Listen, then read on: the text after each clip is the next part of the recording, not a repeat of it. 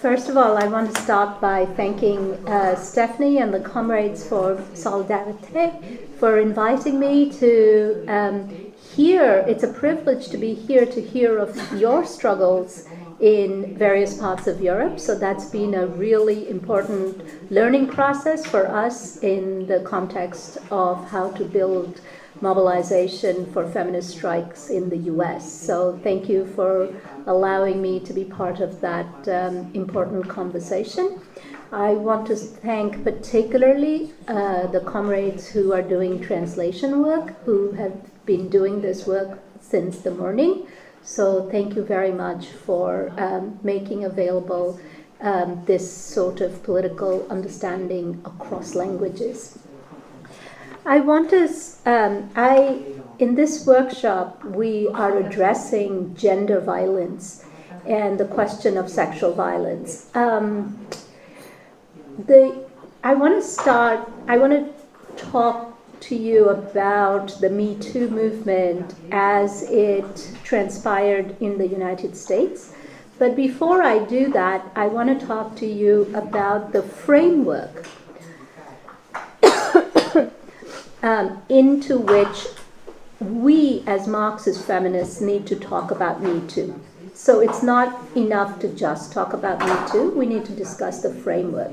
And this is something we try to address in the manifesto that Stephanie referenced, the Manifesto for a Feminism for the 99%. And the central question for us in the manifesto was, what exactly is a feminist issue? Is a feminist issue a question simply of abortion and sexual violence? Or is a feminist issue a question of a wider politics of emancipation for universal emancipation under capitalism? So those were the kind of questions that led us to write the manifesto and drawing inspiration from the feminist strikes that were happening globally. So what I am about to talk to you about Me Too is inserted in that framework of what exactly counts as a feminist issue. And can we be feminists if we limit our horizons to particular issues or single issues? So that's the framework.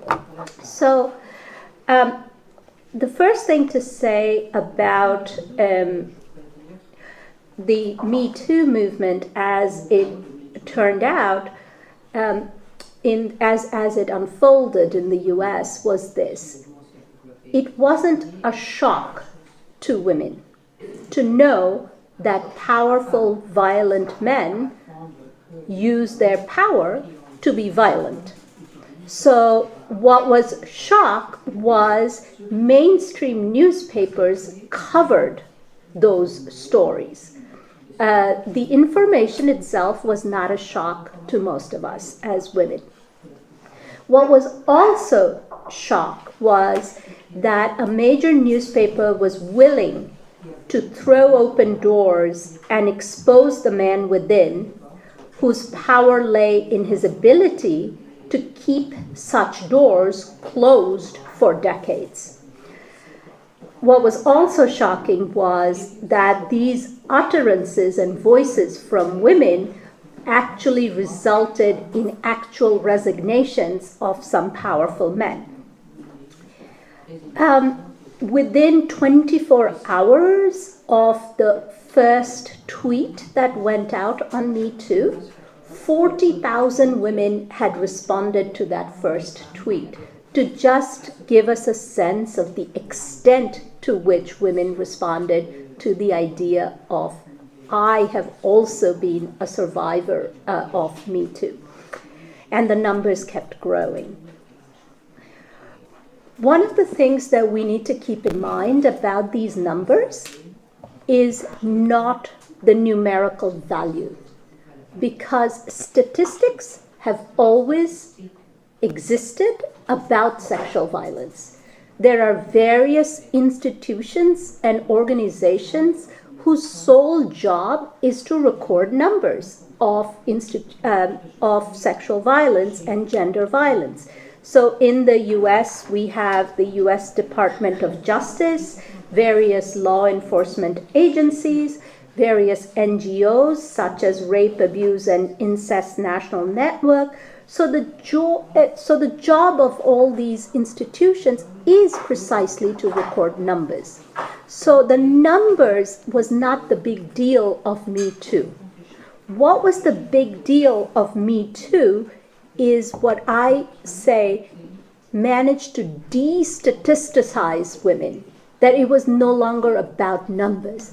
It was about actual stories and voices of survivors that came to the fore. So when you see a number, you do not see the process, the violent process behind the numbers. What Me Too did was expose that violent process because it recorded first-hand stories of women's experience of violence and sexual assault. So individual stories, I would say, of agony was finally being told collectively, okay? Again, these individual stories have been told before. We've had to sit and listen to our friends, our family members, tell these stories to us. We have told stories to other friends and family members, but for the first time, Me Too allowed those individual stories to be finally told collectively. So what I'm going to talk about today is the political relationship between individual violation and collective response as a way to explore how we can connect particular harms to universal conditions that produce such harms.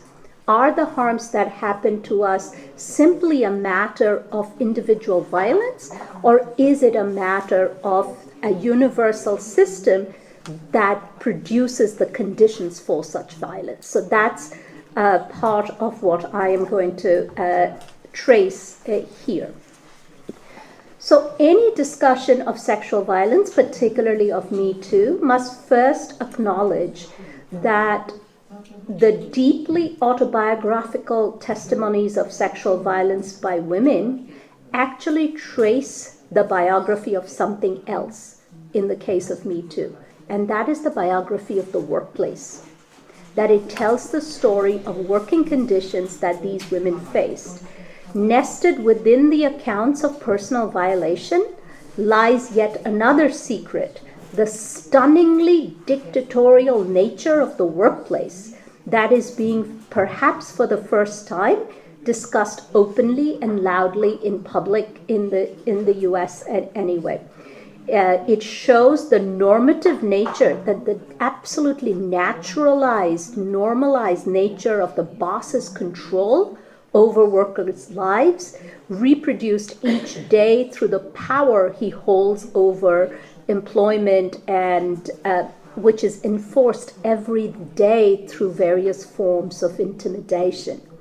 Consider the method by which Harvey Weinstein used to silence women who had survived his assaults. He threatened essentially to ruin their careers. This is why women were forced to be silenced. He threatened Salma Hayek that he would shut down Frida, the movie. After she refused his advances, Lupita Nyong'o was terrified that this would mark an end of her career in Hollywood. By the way, everyone should go out and see Lupita Nyong'o's new movie called Us by Jordan Peele, who was the man who produced Get Out, which is a very good anti-racist, anti-capitalist film. And I can list several examples of how the power of firing the individual woman was held over the woman such that they were silenced. Long before the Me Too movement, I want to draw attention to Michelle Vinson, a bank teller, an African-American woman. She made legal history when in 1986, she won a case in the US Supreme Court against her supervisor. Vinson Vinson had been fired from her job after putting up with 4 years of abuse and violence from her boss, who repeatedly sexually assaulted her, once forcing her to the floor in the bank vault and threatened to fire her if she refused his demands. But in this case, Vinson won her case. So it is clear and well known by women that between the legal freedom of reporting an abusive, even a rapist boss, stands the specter of losing that very job that makes life possible. So yes, there are laws that allow you to report your sexual freedom, but because the wage is the be-all and end-all of the reproduction of life, women often self-censor and do not report this because the wage is the most important thing for various women and gender non-conforming people to reproduce themselves and their loved ones.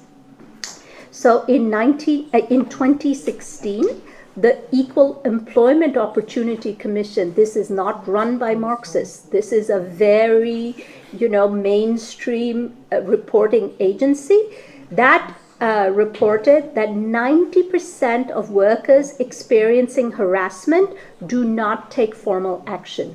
This is 90%.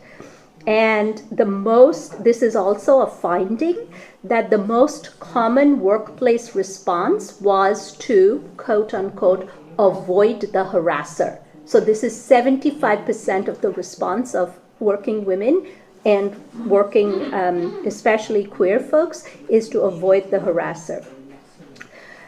Sometimes workers denied or downplayed the gravity of the situation just to make life more unbearable. And women often attempted to ignore, forget, or endure the abusive behavior. This was 44% to 70%. Now, the question is, what causes silence? One way to understand this, if we are economists, is that women are just scared to report. That's one, that women are fearful, which we as activists know to be absolutely untrue. Two is that these cases of violation just didn't happen, which is denial of violation. But this is why limiting our analysis to the workplace alone is not adequate, because a significant number of women in America as well as elsewhere work under multiple bosses or authorities who have control over their ability to work and hence live. The state, with its agencies such as the Office of Immigration and Customs Enforcement, in the case of America is called ICE, provide the legal context for the illegal sexual assault of the boss. So for instance, that is the legal mechanism that you will be deported, that allows for illegal violations of bodily autonomy to take place. Study after study document the heightened vulnerability of immigrant farm workers in the fields of California, whose uncertain immigration status make them perfect quarry, perfect victims for predatory bosses. Again, while statistics give us a general understanding of the enormity of the problem, it is women's voices that actualize the reality. So this is Human Rights Watch reported the story of an 18-year-old woman from Oaxaca, Mexico, working in California, and I'm quoting. She spoke no English and practically no Spanish, reported her rape to a local farm worker women's organization, but left the area before the organization was able to help her seek justice. She reportedly told the young woman who tried to help her, and I quote her, "I would like to speak as you speak, but I can't defend myself," unquote. So this is the tremendous vulnerability that immigration laws impose upon women and their ability to speak out against individual violations. This is a collective system that forces or enforces silence upon women. And if we limit our understanding simply to the workplace, then we don't understand these wider dynamics that create the conditions for gender violence. She had the freedom to speak while being bound by every other unfreedom that made her speech impossible. Since sexual violence forms such an integral part of labor discipline for women, then surely the solution lies in improving conditions at work. This is banal truism, so let us instead look at the specific methods on offer towards achieving that goal. So capitalism has a solution for sexual violence at work, okay? So this is what we can call the human relations solution to work. This is capitalism's solution to gender violence. So the way that argument is cast is to say that when there is violence at work, when women feel intimidated at work, it prohibits the making of profit. So it is in the interest of profit making that women and men are equal at work. Okay, so this is why you have, various gender trainings that go on in various universities and workplaces. I don't know what the situation is in France or Switzerland, but this is very big in the US, that private companies providing gender training in the workplaces, because inequality apparently is bad for the company's image or for the company's for the boss. So it is worthwhile to remember that the first personnel management department in the world was created in the United States, of course, the beating heart of capitalism, and it was started by a company called the National Cash Register. And it came into existence, the bosses created this organization after a successful strike by workers, after which the company's president organized a new department to deal with complaints by workers and handle hirings, firings, and workplace safety. Okay, so these sort of HR or human relations management approaches were first created such that strikes did not happen. Let's deal with individual complaints of workers so that they don't collectively organize against it. So this was a very, very, and you can see it was formed in the 1980s, which is the onset of neoliberalism and the decline of workplace union organizing in the US as well. So these kind of firms became very, very crucial in addressing individual issues in order to stave off collective response to such issues.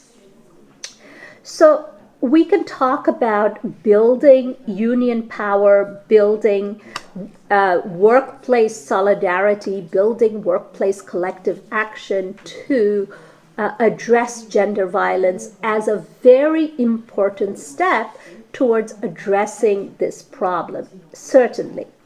But is it just the fear of being fired that maintains this elaborate architecture of silence around workplace assault?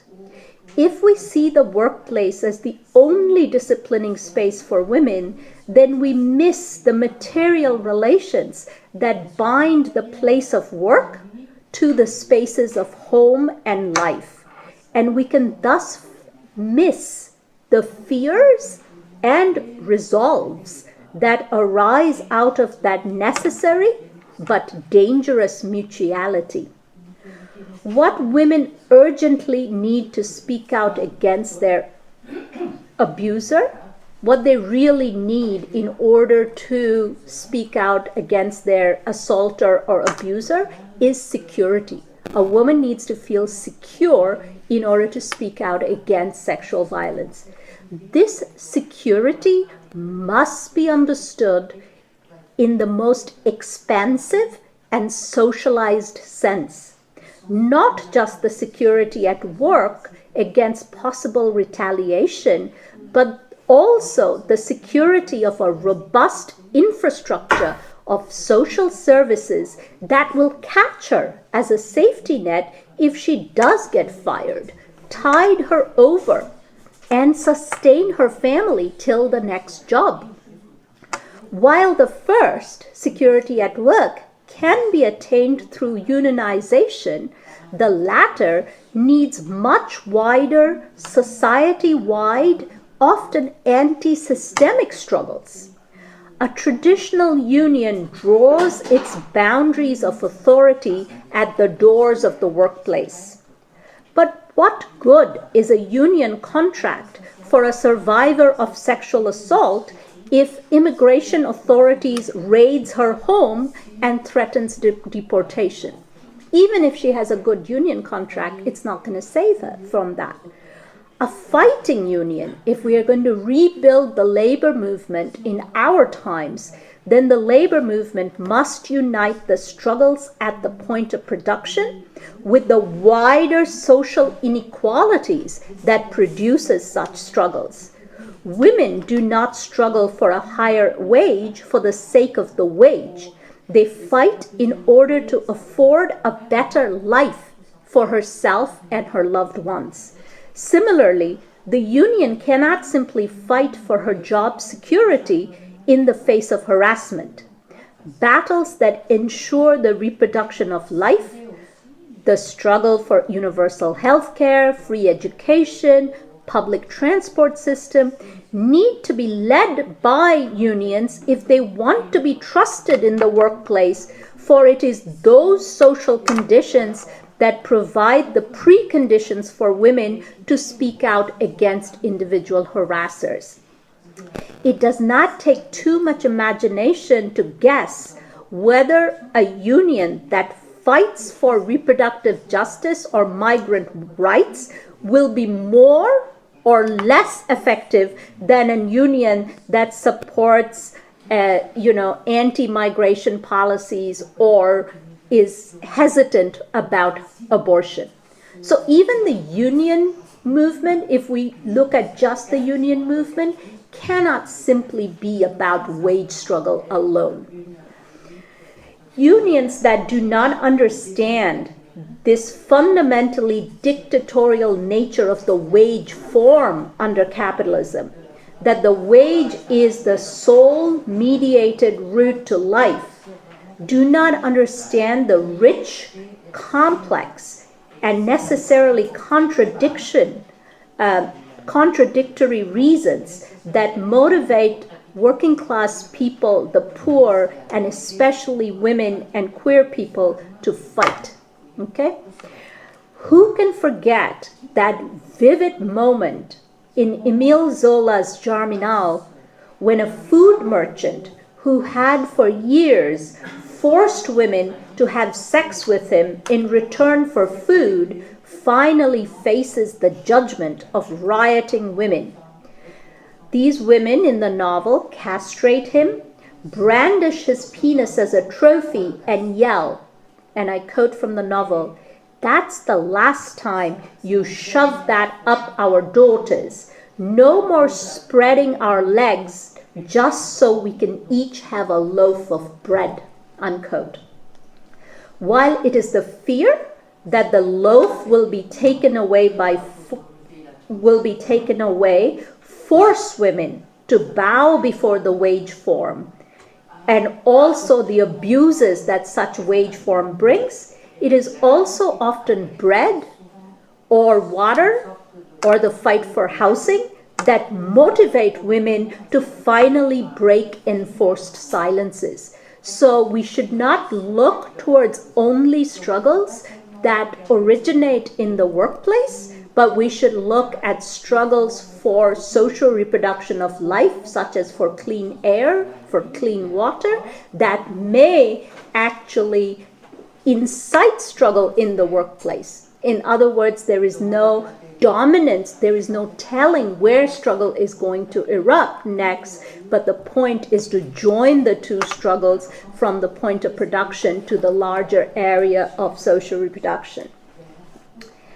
In conclusion, and this is a question for me to discuss with comrades here, that scene in Germinal brings us to one aspect of this Me Too moment that I consider to be the most in need of reflection and exploration as we move forward. And the question for me is, what do we do with the abuser?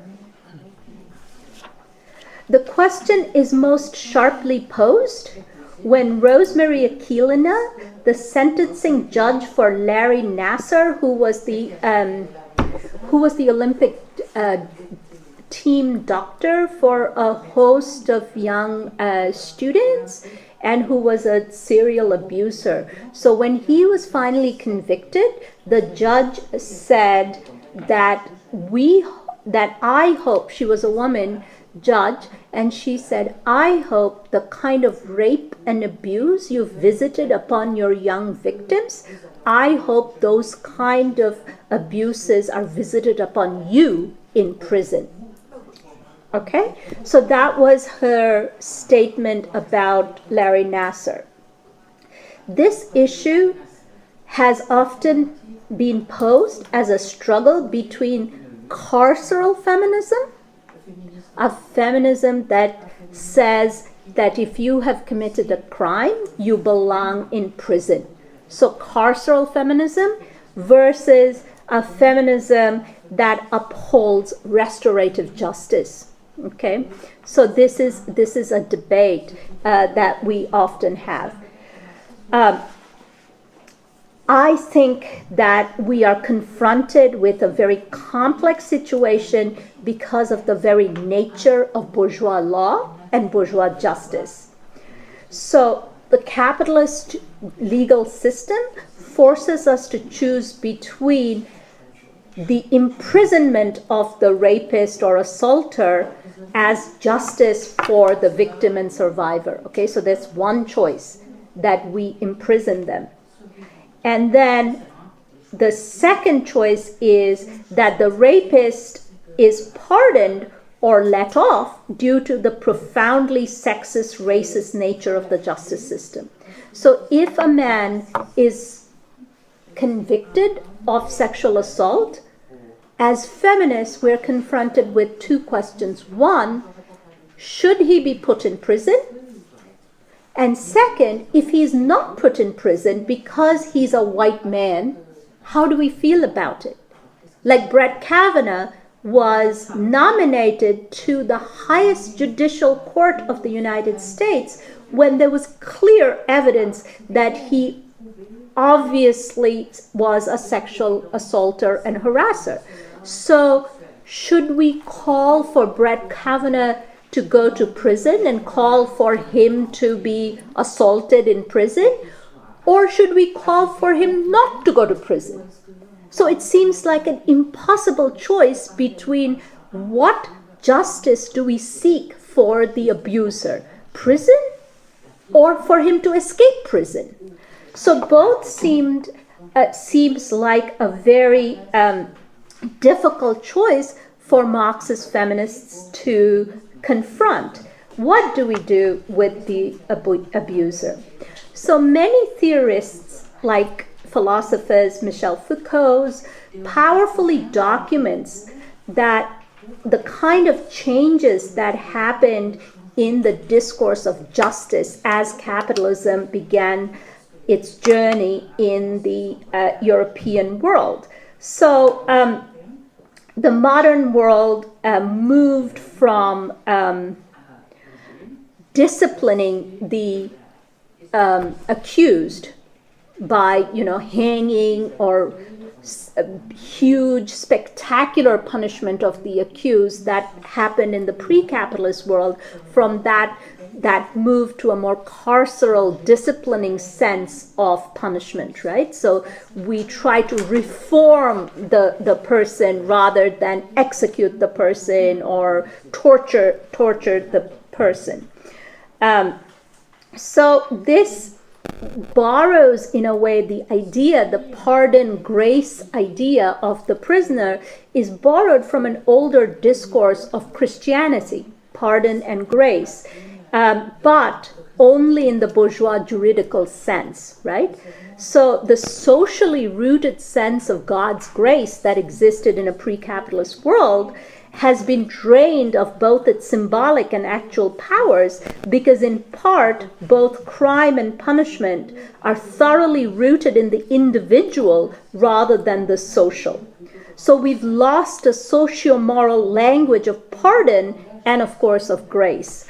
So under the current justice system, hence we as modern citizens actually lack the language and ability to truly comprehend what grace means or what pardon means, because the bourgeois juridical system imprisons our imagination into those two categories, right? Because it's always centered on the individual rather than on a social solution to these problems.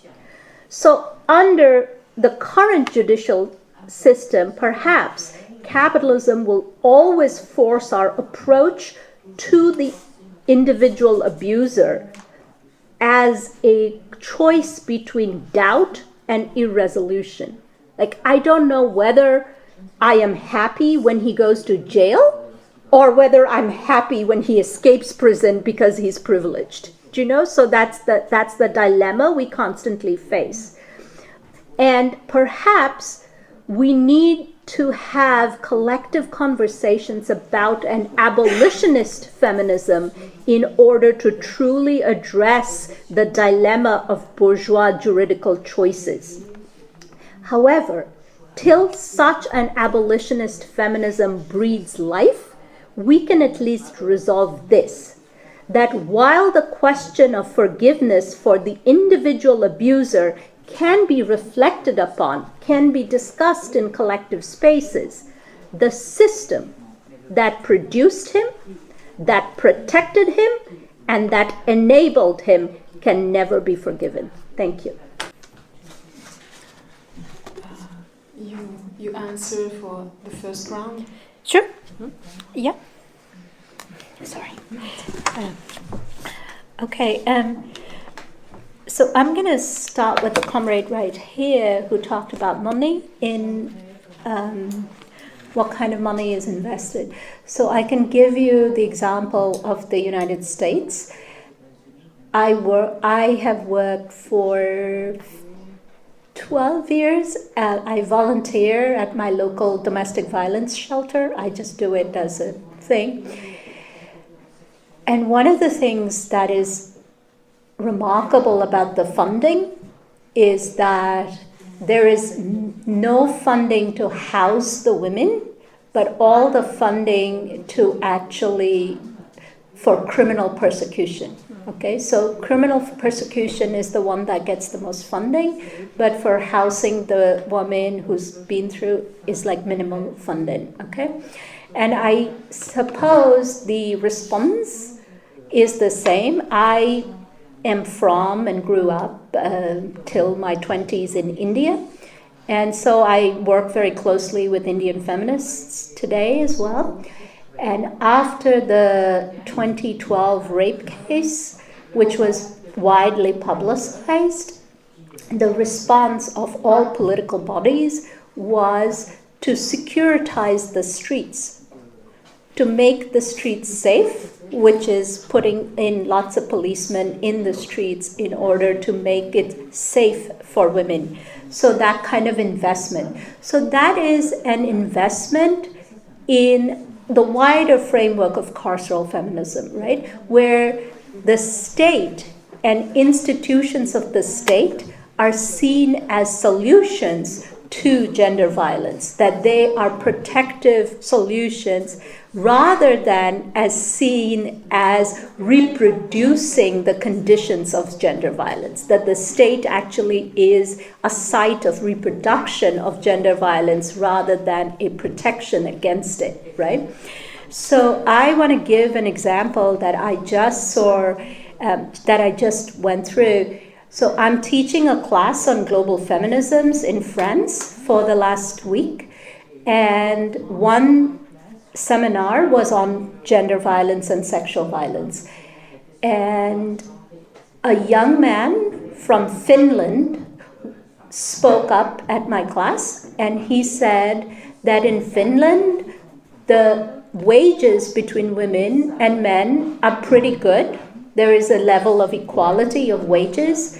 There's a high rate of unionization in Finland, and yet 47% of Finnish women report sexual violence and assault.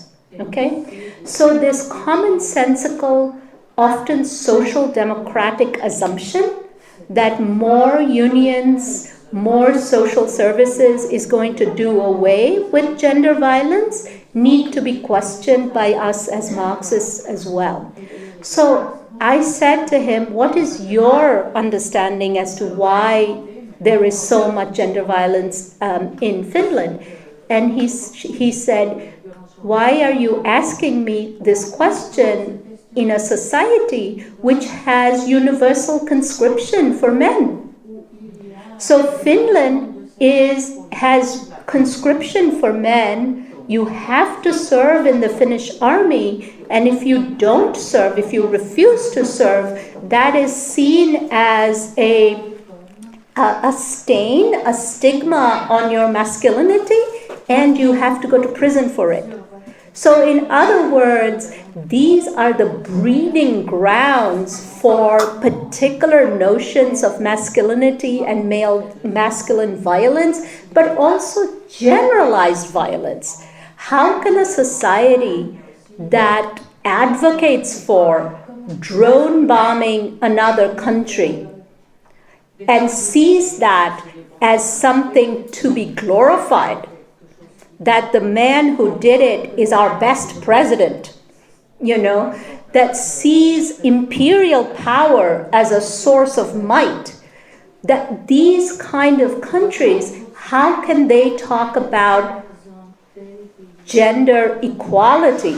Because these kind of violent practices that are the basis of the state and society is bound to have structuring effects on interpersonal relations as well.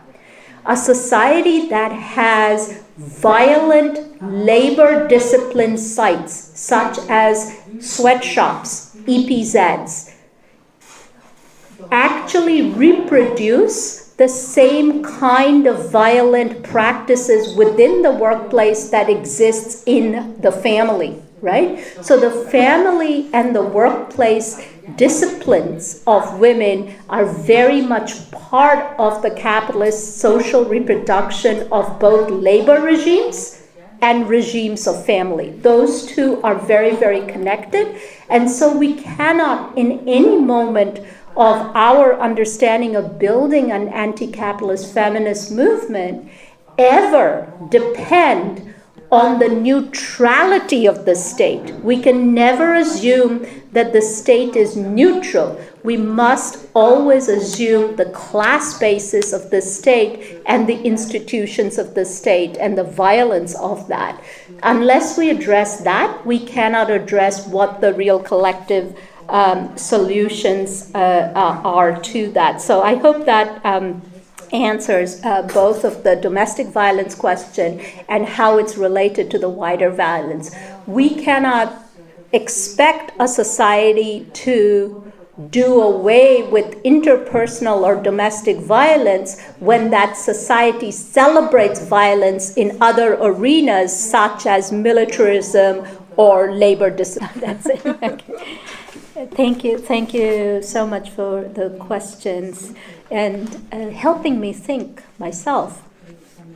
So I want to start with slut shaming because this is so important, and I think comrades here might know about the slut walks that happen. It started in Canada, where actually at a University of Toronto, the police department came to explain to the students what to do to deal with sexual violence. And the police, I think, used the word, well, don't behave or dress like a slut. So that sparked off all these beautiful protests. And this was way before, I want to say early 2000s actually, which were called the slut walks. And so women just came out and said, I'm a slut and I will work. And so just as an anecdote, 2 years ago, when the Gaza protests were happening, I also work very closely in the BDS movement. When the Gaza protests were happening, a lot of the protests were being led against the bombing were led by women, and they were portrayed in the Zionist newspapers as Marxist sluts. So the slut is a very portable category for the right wing. It can travel many, many places and do much work, right? So for me, the interesting question, and I'm sure for comrades as well, is not what slut shaming actually is, but why it is so pervasive and what maintains it, right? So I can slut shame you individually, but how does that one act become so generalized? Why is slut shaming so pervasive? And that's why I think we have to look at institutions that actually allow this. I have a 10-year-old daughter, and in 7 years' time, she's going to go to a university in the US. The statistics for sexual violence in US campuses is this: 1 in 3 women, undergraduate, will experience sexual assault. This is the campus climate I'm going to be sending my little girl into in 7 years' time. In my campus, as well as everywhere, the university administration, the dean's office, the president's office, creates offices to deal with sexual violence. They give out flyers when undergraduates start college. They give out flyers to educate both men and women about the dangers of sexual violence, of how to do these things. Again, these are capitalist solutions to sexual violence. And the reason I say that is because all these flyers across the US in all campuses advise women to stay away from dangerous situations. Not a single flyer says, men stop raping, okay? So these institutions maintain and create new forms of slut shaming, because it's saying to women, you can't dress however you want, go to whatever parties you want, and take whatever alcohol or drugs you want. Because the same logic applies to men. That's what men do. They dress whatever they want and they drink how much they want to. So for the woman, however, the question is, we and our girls need to stay away from dangerous situations, okay? So that's the kind of advice that is given. So it's an institution that reproduces the slut, as it were, and makes the slut responsible for the violence that happens to her, okay? So it's how you dress, how you talk, what stimulants you have consumed. Those are the things that determine why you had to go through sexual assault. So that's one. The second I want to talk about is the question of security, and I completely agree, because the security is such a double-edged sword, because it's also the security state, right? So this is why it's so important to talk about what it means to be secure, to be comfortable for a woman or a genderqueer person to be both on the streets, in the homes, and in the workplaces. One of the projects that grassroots feminists, many Marxists in India developed after the rape issue was a project called The Right to Loiter. So I don't know what the word loiter is in French, but loiter means to walk around without purpose. Okay? It is our right to just walk around without purpose at any time of the day and night. So we have a right to loiter. We don't need to be just going to work or going to an important event. We just want to hang out in street corners. We just want to walk around the street because we just fucking want to. So that is a right that needs to be upheld by society, but that is not a right that can ever be left to the state to uphold or the institutions of the state to uphold, because the state will never grant women, genderqueer people, the right to loiter. They may occasionally create the conditions where there is safety in this arena or that arena. But a fundamentally violent institution, such as the capitalist state, cannot create conditions for safety for the vast majority. And this includes men and women and in all of society and the relationship between them. So thank you. Thank you. We have more time. We have perhaps time for one more question. Okay. If there is. You didn't answer the question of Azara. I completely forgot. This is the last I'm question. so sorry. I totally forgot. You know, and maybe my forgetting was intentional because it is a very difficult question. So the common Marxist understanding has been from Engels and Morgan that under primitive communism, as they called it, there was equality between sexes.